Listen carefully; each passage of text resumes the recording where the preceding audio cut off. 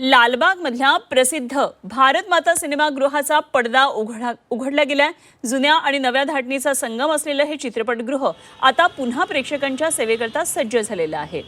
तर सिनेमाच्या व्यवस्थापनाखाली हे चित्रपटगृह आता सुरू राहणार असलं तरी भारत माता ही त्याची ओळख ही कायम राहणार आहे।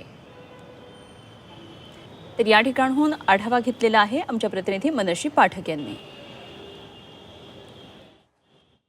हे बॉक्स ऑफिस तुम्ही बघताय मुंबईतल्या अतिशय जुन्या चित्रपटगृहाचं, ज्याचं सध्या नूतनीकरण करण्यात आलेलं आहे। विशेषतः दादा कोंडकेंच्या चित्रपटासाठी याच बॉक्स ऑफिसवर मोठी गर्दी व्हायची। अगदी बरोबर ओळखलं, सध्या मी आहे भारत माता या चित्रपटगृहात, ज्याचं नूतनीकरण झालेलं आहे आणि भारत माताचं हे नवीन रूप तुम्ही बघता आहात।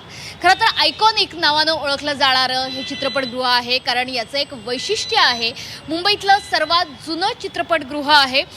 या सिनेमागृहाला आता वन सिनेमा या नावानं सुद्धा ओळखलं जाणार आहे। वन सिनेमाच्या व्यवस्थापनाखाली हे सुरू राहणार आहे। मुख्य प्रवेशद्वारावर जरी वन सिनेमाज असं लिहिलेलं असलं तरी सुद्धा त्याच्या बाजूला भारत माताचा फलक हा सुद्धा राहणार आहे।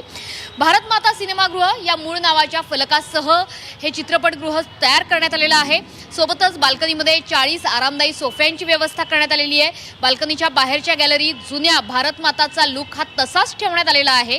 विशेषतः मराठी चित्रपटांच्या प्रीमियरसाठी या चित्रपटगृहाचा जास्तीत जास्त वापर आजपर्यंत झालेला आहे आणि म्हणूनच मराठी चित्रपटांची ओळख असणारे हे सिने तारका आपल्याला या ठिकाणी बघायला मिळत आहेत। इतकंच नाही तर दादासाहेब फाळके असतील त्यांचा सुद्धा फोटो आपल्याला या ठिकाणी बघायला मिळतो आहे।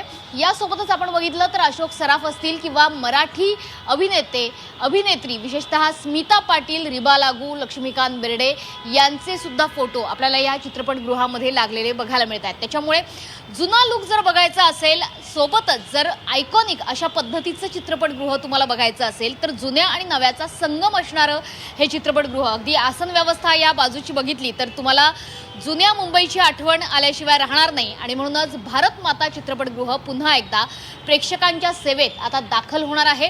या चित्रपटगृहाचं जे जुनं रूप आहे, जे एक हेरिटेज वास्तव आपण म्हणूयात की त्यांच्या पद्धतीची लाइटिंग सुद्धा इथे केलेली बघायला मिळते। अगदी त्याच पद्धतीची कौलं आहेत, त्याच पद्धतीचा हा पॅसेज आहे।